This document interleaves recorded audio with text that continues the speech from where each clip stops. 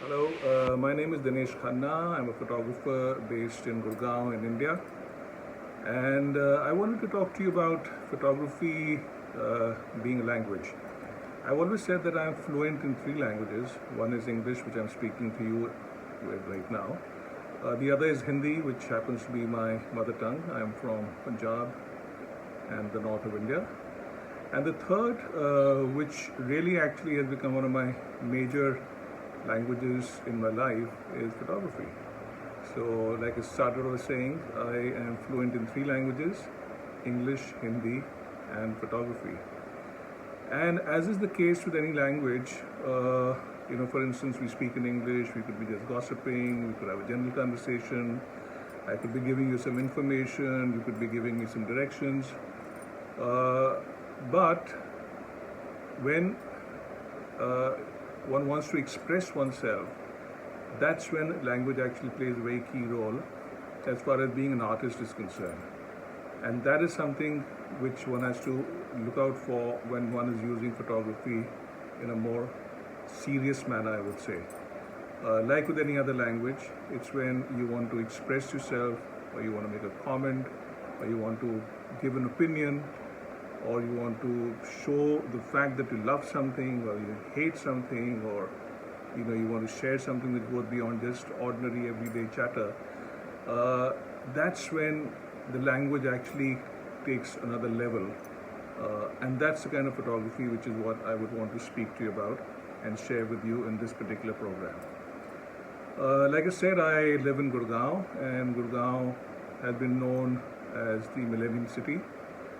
Essentially, I guess that means that it is considered to be one of the glittering, very modern, uh, contemporary, cosmopolitan cities of India, and is the face probably of India's tryst with modernization and urbanization. So when the lockdown happened, for the first couple of weeks, of course, I stayed at home and didn't venture out at all. But being a photographer and being someone who likes to travel and likes to engage with things around me, I did want to go out and check what the situation is like. And I have been used to going out for early morning walks for a long time. So what I started doing is, for the first, as the second and third lockdown happened, I used to step out at about 5:30 in the morning and go out for a walk just in the neighborhood, just around about 2 kilometers around my place. And of course, like with everyone else, I would be carrying my phone, and my phone obviously has a camera. And what I started feeling is the sense of desolation and isolation which one was feeling at home is actually something which now uh, palpable even outside. The streets were empty, the malls were closed, there was literally no traffic. I would find dogs and cows sitting in the middle of the road, like this is where they belong. And if by chance a vehicle just passed by, there would be a bunch of dogs which would chase that, almost as if protesting that, hey, listen, this is our space, not yours. And so, as is my habit, I started also photographing the situation. And as I was talking about right in the beginning of this program, that for me, photography is also a means of expressing myself, or connecting with what I engage with, or commenting on what I see and I feel. And so I'm going to share with you a few photographs, which I call the series Dystopian Utopia. The word utopia comes from the fact that Gurgaon, like I said earlier, is seen as a very contemporary cosmopolitan city, almost like a modern utopia. Whereas what has happened now, because of the lockdown and the COVID-19 crisis, the place has become dystopian, and so the series called Dystopian Utopia. So the first photograph I want to talk to you about is one I shot, I think, about 2.5 odd weeks into the lockdown. And I had walked about a kilometer and a half from my house and towards National Highway.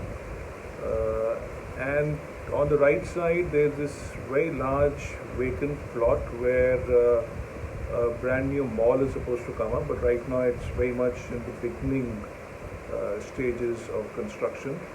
So much so that even the basement is just being dug up right now. So I walked in there, and there was this lovely little white puppy who saw me and was really startled, and she ran away rather than running towards me, which is what normally dogs do when they see me, because I'm a dog lover and they tend to respond. But she got scared and she ran away, and that's when I realized that something very different is happening. That she is obviously not used to human presence anymore, and that's how my idea of the dystopia really started. So I took this picture, and there's a photograph which is on the screen right now. I managed to get one shot of this little girl, but then she ran away, scampered down that little cliff into the empty plot and hid in the bushes there. And I stayed there and kind of looked around, and as I looked towards the left, and I saw the empty vacant plot, where obviously construction work had already started before the lockdown happened. But currently it looked like almost like a Martian kind of a landscape, of course with the surrealness of a huge housing complex and a big mall in the background. So I took a picture of that too, because this really, between the two photographs, it talked about that sense of desolation which I was feeling with the emptiness which is now was prevalent in Gurgaon. The other rather interesting photograph is of this illuminated billboard, which normally would be advertising, the latest mobile phone and the latest kind of devices which we all so crave.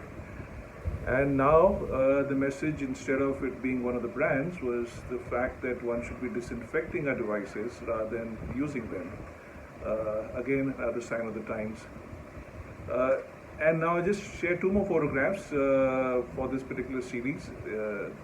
And one which I shot really fairly early into my walks, and probably in the lockdown 2 or the lockdown 3 kind of a situation, was this pile of tires which obviously the puncture wala had kept outside his shop, so that people who were driving past would know that in case they needed to get the tire repaired, that this is the place where they could get it done. But as you can see, that's the only thing there, and the rest of the area is absolutely empty. The highway on the right has no traffic, the slip road in the front has absolutely no one there. So that's the kind of desolation and dystopian kind of feeling one was getting from there. Then a few weeks later, as the unlock started, and all the fact that people could actually go out, but they had to maintain social distance and wear a mask, etc. So these circles started appearing on the pavements or on the road outside commercial establishments. And next to the Pancharwala actually is a boot shop, and obviously they had created these circles over there. And the thought in my mind was that here is, in this photograph, what really is happening is that the normal wheels of society have come to a grinding halt, which are the tires, and a brand new set of wheels, which are the circles on the ground, have been offered to us in terms of how to get around and how to behave hereafter. Rather telling photograph is the way I felt. Then I think a couple of days later I was walking in another area of Gurgaon, which is towards what's called Cyber City, which is really which is the hub of the glittering cosmopolitan corporate Gurgaon, really, where all the the offices of the MNCs and large corporates are. But during that time, it was this eerie silence which prevailed in the entire area. And as I was walking along, I noticed something which really caught my eye, and in a way reflected on what I feel is happening with our society over the last couple of years. So there was this high wall with this barbed wire and a CCTV camera, which is what modern civilization and societies use to protect themselves as they stay on the inside from whatever is on the outside. Interestingly, there was a reflection of this apartment block, which I thought made it seem like now the apartment block is the outsider, and they're locked in, and the barbed wire and the CCTV is actually now looking at them to make sure that they are in a way imprisoned within the cocoon they have created for themselves. So in conclusion, what I'd like to say is that human beings, unlike other living beings, are storytellers, and that's what really distinguishes us from everyone else on this planet.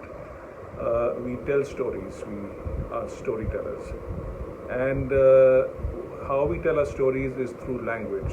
And if we agree that photography is a language, then that's what photography ought to be used to tell stories. And just to give you an analogy, for instance, not everyone who has a pen or who has a keyboard or knows how to write claims that they are writers. It's only when you use words and if you use language to be able to tell stories which are meaningful, which engage people, that you rightfully claim and you're seen as a writer. Similarly, just because a person owns a camera, it does not make the person a photographer. But if the person uses the language of photography in a meaningful, engaging way to express and to communicate and to tell stories which others like and others get engaged with, then you have a right to call yourself a photographer. Thank you very much and all the best.